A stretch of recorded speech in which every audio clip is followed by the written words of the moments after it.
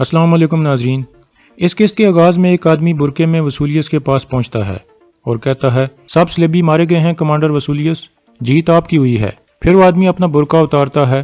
یہ پیتروس تھا جو دراصل وسولیس کا آدمی تھا، لیکن اس نے سیمن کو دھوکے میں رکھا ہوا تھا۔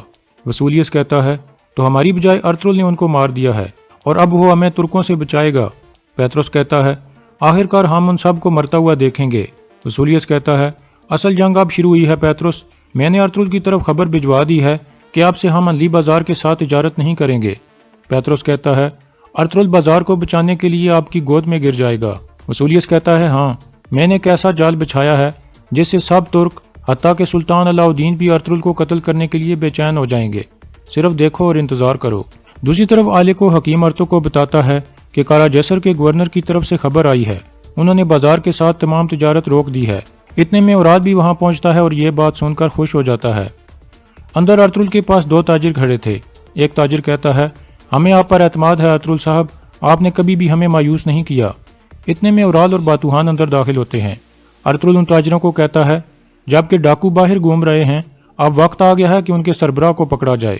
اورال کہتا ہے ارطغرل صاحب یہ واضح ہے کہ تم اس بکواس سے صرف ان کو ٹال رہے ہو، لیکن ارطغرل صاحب قارا جیسر کی طرف سے تمہارے لیے خبر لائے ہیں، پہلے یہ سن لو، پھر دیکھتے ہیں کہ کیا تم ان کو ٹالنا جاری رکھ سکتے ہو۔ پھر حکیم ارطغرل کو بتاتا ہے کہ قارا جیسر کے گورنر نے آج سے بازار کے ساتھ تمام تجارت روک دی ہے۔ یہ سن کر ایک تاجر ارطغرل کے سامنے آ کر کہتا ہے اب آپ کیا کرو گے ارطغرل صاحب، پہلے تو چند ڈاکو تھے اور اب قارا جیسر کا گورنر ہے، جب تک یہ بازار آپ کے کنٹرول میں ہے وہ ہماری زندگی مشکل بنا دیں گے۔ یہ کہہ کر تاجر باہر نکل جاتے ہیں۔ پھر اورال ارطغرل کے سامنے کھڑا ہو کر مسکرانے لگتا ہے۔ دوسری طرف چولپن حلیمہ کو کہتی ہے ارطغرل کی وجہ سے بازار تباہ ہو رہا ہے اور لوگوں کا رزق چھین رہا ہے۔ یہ سن کر حلیمہ غصے میں آ جاتی ہے اور اس پر ہاتھ اٹھانے کی کوشش کرتی ہے۔ اسلحان اس کا ہاتھ پکڑ لیتی ہے۔ اتنے میں آئمہ خاتون وہاں آ جاتی ہیں اور معاملہ رفع دفع کر دیتی ہیں۔ پھر چولپن آئمہ خاتون کو کہتی ہے قارا جیسر کے گورنر نے بازار کے ساتھ ساری تجارت روک دی ہے، اب آپ کے بیٹے کی وجہ سے تمام ترک قبیلے متاثر ہوں گے۔ دوسری طرف اورال کہتا ہے سلیمان شاہ کے بیٹے ارطغرل کیا ہوا، اب تم کیا کرو گے بتاؤ مجھے، تم کیا سمجھتے تھے کہ تم سارا الزام ڈاکوؤں پر لگا کر خود کو بچا لو گے؟ ارطغرل کہتا ہے شیطان اپنا گھونسلہ انسان کے دل میں بناتا ہے اورال، خاص طور پر ان آدمیوں کے دلوں میں جو لالچ کی وجہ سے جل جاتے ہیں، اور مجھے ذرہ برابر بھی شک نہیں ہے کہ وہ آدمی کون ہے۔ اورال کہتا ہے پہیلیوں میں باتیں مت کرو ارطغرل، جو بھی بات ہے وہ مردوں کی طرح کرو۔ ارطغرل کہتا ہے قسطنطنیہ جانے والی میری قالینیں جلا دی گئی تھیں اور میرے آدمی مارے گئے تھے، قارا کونگلس اور فرانسسکو نے ہم پر حملے کیے، یہ سب ایک آدمی کا کام ہے۔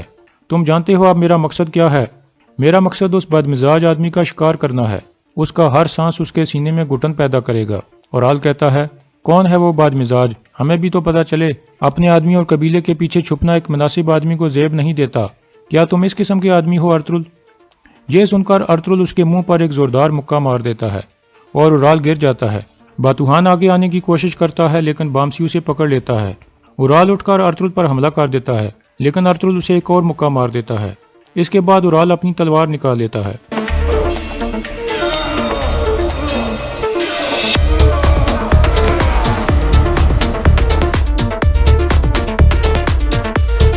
اس طرح ارطغرل اسے قابو کر کے تلوار اس کی گردن پر رکھ دیتا ہے۔ پھر الیار آگے آ کر کہتا ہے ارطغرل صاحب آپ رک جائیں، آپ جانتے ہو کہ کتنے بہادر سپاہی مارے جائیں گے اگر آپ نے ایسا کیا تو۔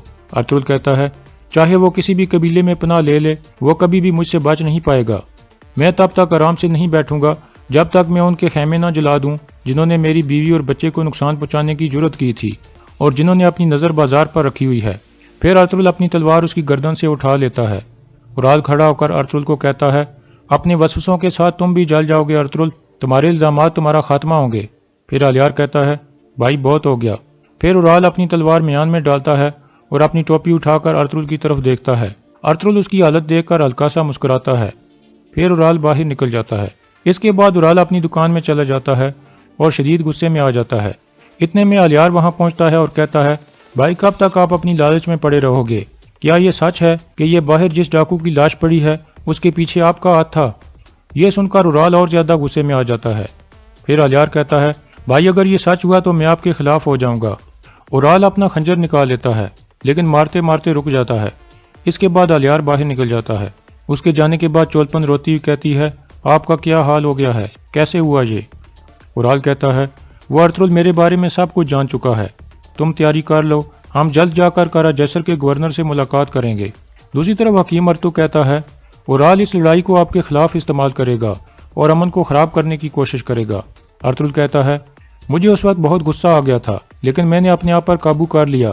سلطان نے مجھے اس علاقے میں امن قائم کرنے کی ذمہ داری دی ہے، اس لیے میں نہیں چاہتا کہ دونوں قبیلے ایک دوسرے کے ساتھ لڑ پڑیں اور بیزنطین والے اس موقع کا فائدہ اٹھا کر حملہ کر دیں۔ حکیم ارطغرل کہتا ہے بھائی جو کچھ ہونا تھا وہ ہو گیا، ابھی ہمیں نئے مسئلے پر بات کرنی ہوگی اور وہ ہے کارا جیسر کا گورنر۔ دوسری طرف چولپن کہتی ہے کارا جیسر کا گورنر میرے باپ کا قاتل ہے، میں اسے بدلہ لینے کے لیے بے چین ہوں۔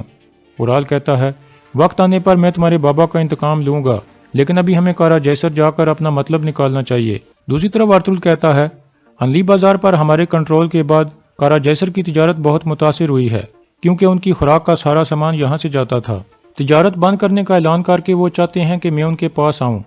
حکیم ارطغرل کہتا ہے ایک طرف کوپک اور اورال ہیں اور دوسری طرف کارا جیسر کا گورنر، بظاہر لگتا ہے کہ اس وقت ہر کوئی ہمارے خلاف ہو گیا ہے، اور اگر یہ سب آپس میں مل گئے تو ہماری مشکلات میں مزید اضافہ ہو جائے گا۔ ارطغرل کہتا ہے ہم ایسے ہی آرام سے نہیں بیٹھیں گے، ہم کارا جیسر کے قلعے میں گورنر کے پاس جائیں گے اور پتہ لگائیں گے کہ اسے کیا مسئلہ ہے۔ یہ بازار آپ کے حوالے ہے ارطغرل بھائی، دھندار اور بامسی تم دونوں کی ذمہ داری ہے کہ تجارت والے راستوں پر گشت کرو اور ڈاکوؤں کا خاتمہ کرو۔ پھر ارطغرل ترگت اور دوان کو کہتا ہے کل تم دونوں میرے ساتھ کارا جیسر جاؤ گے۔ دوسری طرف گورنر کے قلعے میں وسولیس کہتا ہے ارطغرل کو خبر مل گئی ہوگی کہ ہم نے ہنلی بازار کے ساتھ تجارت بند کر دی ہے، وہ جلد یہاں اپنے بازار کے لیے بھیک مانگنے آئے گا اور ہمارے جال میں پھنس جائے گا۔ گورنر کہتا ہے مجھے تمہاری ذہین سوچ پر فخر ہے وسولیس۔ دوسری طرف جاویدار قبیلے میں جاندار کہتا ہے ارطغرل نے اپنی حد عبور کر لی ہے، اس نے میرے بیٹے پر ہاتھ اٹھا کر بہت بڑی غلطی کی ہے، اسے اس حرکت کی قیمت چکانی پڑے گی۔ الیار کہتا ہے بھائی آپ بابا کو یہ کیوں نہیں بتاتے کہ کس وجہ سے ارطغرل نے آپ پر ہاتھ اٹھایا تھا؟ جاندار کہتا ہے وجہ کوئی بھی ہو، وہ ہاتھ کیسے اٹھا سکتا ہے؟ لیکن الیار ارطغرل کے حق میں باتیں کرنے لگتا ہے۔ یہ سن کر اسلحان وہاں آ جاتی ہے اور غصے سے الیار کو کہتی ہے آپ ابھی بھی اس کی طرفداری کر رہے ہو بھائی، آپ کو شرم آنی چاہیے۔ یہ سن کر الیار بہت دکھی ہو جاتا ہے اور کہتا ہے اسلحان باجی آپ بھی۔ یہ کہہ کر وہ باہر نکل جاتا ہے۔ اس کے جانے کے بعد اورال کہتا ہے میں اور چولپن جلد کارا جیسر کے گورنر کے پاس جائیں گے بابا، اور اسے کہیں گے کہ وہ ہمارے ساتھ براہ راست تجارت کرے۔ اس بات پر سردار جاندار رضامند ہو جاتا ہے۔ دوسری طرف کائی قبیلے میں سامسا کا علاج چل رہا تھا، کیونکہ وہ ڈاکوؤں کے ساتھ لڑائی کے دوران زخمی ہو گیا تھا۔ سب اس کی حوصلہ افزائی کر رہے تھے۔ اس دوران ترگت ہچاتورین کو کہتا ہے کہ اب عارضی طور پر ہم سونے کی کان پر کام روک دیں گے، کیونکہ اس کے لیے ہم اپنے سپاہیوں کی جانیں ضائع نہیں کر سکتے۔ دوسری طرف اورال اور چولپن کارا جیسر کے قلعے میں پہنچ جاتے ہیں۔ گورنر کہتا ہے خوش آمدید میری کزن کیترینا۔ چولپن کہتی ہے میرا نام اب چولپن ہے امیر حضرت۔ اورال کہتا ہے ہم علی بازار کے حوالے سے آپ سے بات کرنے آئے ہیں۔ گورنر کہتا ہے ابھی آپ آرام کر لیں، ہم شام کے کھانے پر تفصیل سے بات کریں گے۔